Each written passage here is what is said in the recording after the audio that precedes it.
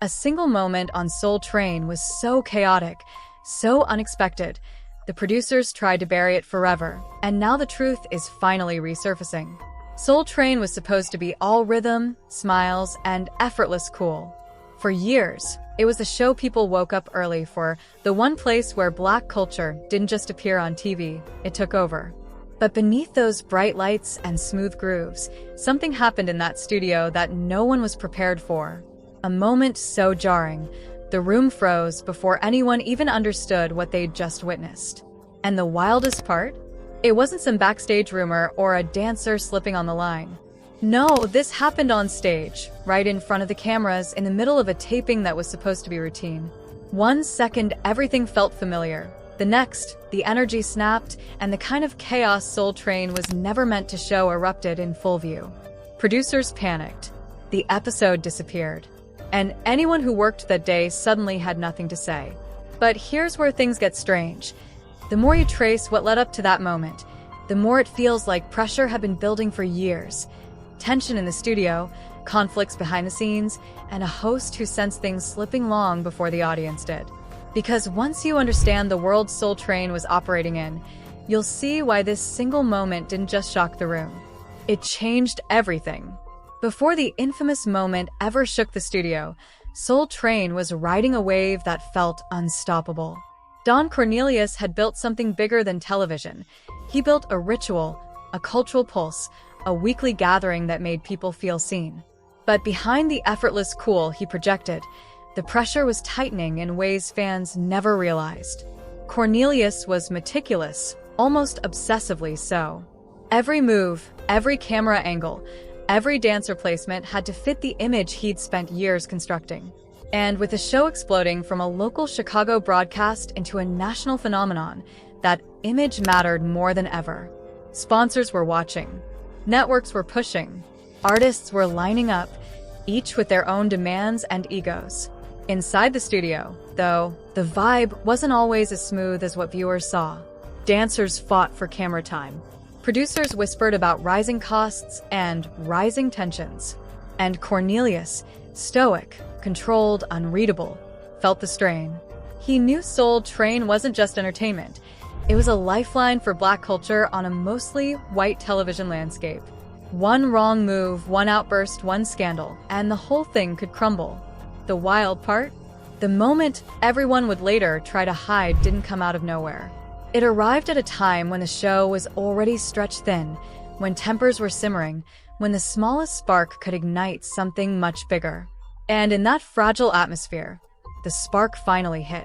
If Soul Train had a secret engine, it was the dancers, flashy, fearless, and hungry for their shot on national TV. They weren't paid, but the exposure was priceless, and everyone in that room knew it. That hunger created magic on screen and friction off it. Behind the bright smiles and perfect spins, battles for the spotlight became a quiet, daily war. Some dancers swore they were being pushed aside for newcomers. Others complained that producers played favorites, shifting people around just to create drama that would never be acknowledged publicly. And then there were the whispers, rumors about who was getting too close to who Cornelius trusted, and who he kept at arm's length. None of it ever made it into the official story, but everyone in that studio felt the tension tightening. And as the show grew, so did the stakes. The dance line wasn't just fun, it was a proving ground. One wrong step could knock someone out of the spotlight for good, and one right moment could change their life forever. That mix of opportunity and pressure kept people on edge. The energy was electric, but it was unstable too, the kind of environment where egos clashed and tempers boiled fast. So when the taping for that now infamous episode began, the room was already charged, like something was waiting to snap. You could feel it in the way dancers sized each other up, in the way producers hovered near the stage, in the way Cornelius watched everything with that quiet, calculating stare. No one knew it yet, but the moment Soul Train tried to bury was already on its way. It happened fast, so fast the audience barely understood what they were seeing. Mid-performance, with cameras rolling and the music blasting, two dancers locked into a heated exchange that shifted from competitive energy to something far more explosive. A shove, a yell, a stumble toward the front of the stage, and suddenly the entire set slipped into chaos. Cornelius froze for half a beat, eyes locked on the unfolding scene, before signaling to cut the music. But the damage was done. The guest artist backed away, producers sprinted out from behind the cameras, and audience members stared in stunned silence as security rushed the floor. It wasn't a scuffle. They'd dealt with those before. This was a meltdown, raw and public, right in the heart of Soul Train's carefully polished image.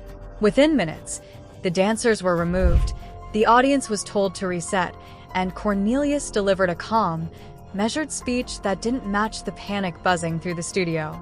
Everyone knew the episode would never air. Everyone knew the tapes would disappear. And everyone knew something inside Soul Train had cracked.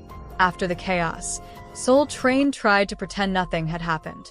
Producers tightened control, dancers were warned to keep it professional, and the studio operated under a silence that felt heavier than any rulebook.